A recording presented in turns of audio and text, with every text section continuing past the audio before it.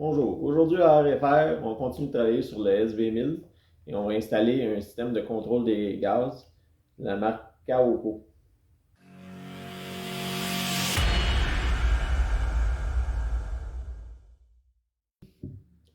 Alors notre première étape va être d'enlever l'embout. Étant donné qu'on l'a enlevé il n'y a pas longtemps pour mettre les poignées chauffantes, ça ne devrait pas être trop difficile.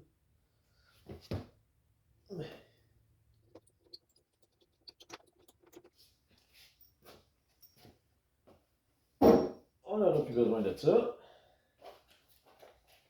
On va ouvrir notre emballage.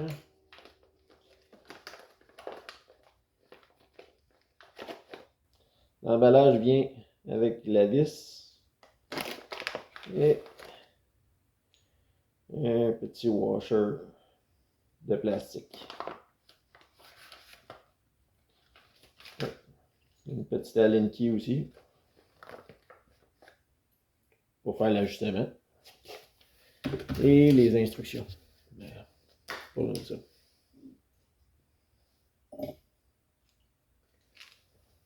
Donc, on a besoin d'une clé 5 mm. On met la partie enfoncée vers l'extérieur.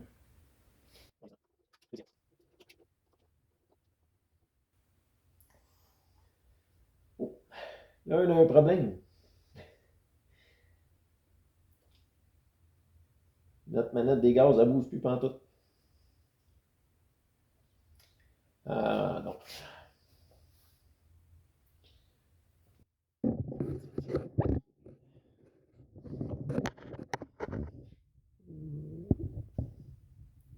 On n'a plus d'espace pantoute entre notre contrôleur et la poignée des gaz. C'est complètement serré. J'ai même pas fini de serrer la vis encore.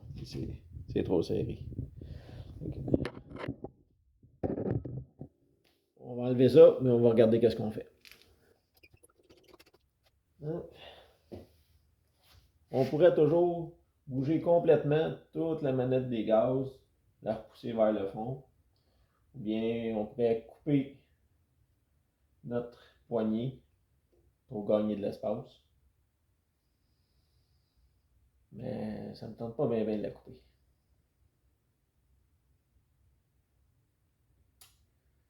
Pensez à ça. Alors j'ai trouvé la solution à mes problèmes. En fond, je vais prendre un petit washer que je vais rentrer direct dedans. Faites juste dedans. Et on va mettre ça pour compenser, pour donner un peu plus d'espace.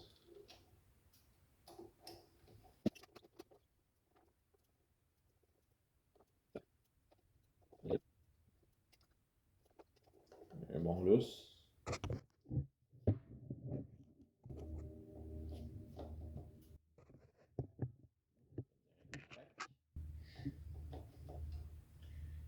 Plus, quand on donne du gaz, on le serre et il tient en place. Il reste juste à ajuster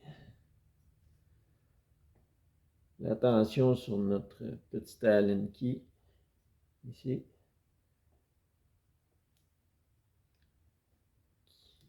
Qui a un petit mouvement, mais faut pas trop la serrer. Il y a juste une petite friction.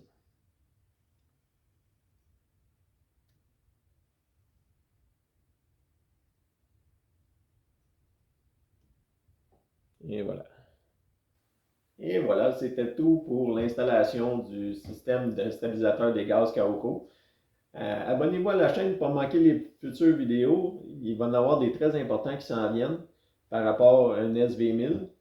Ça peut aussi être pour les V-Strom. Aussi, ils ont le même moteur. Et c'est par rapport au barillet de clutch. Étant donné qu'il est juste en aluminium, il se fait un lousse et puis le barillet tombe lousse et puis il devient bruyant. On va arranger ça. Et puis aussi, on va avoir les magnets du stator qui des fois peuvent se déplacer dans la cloche. Puis c'est ça, ben, en tout cas, s'il tombe dans le moteur, on s'entend que c'est pas très bon. Fait que, abonnez-vous, puis un petit thumbs up.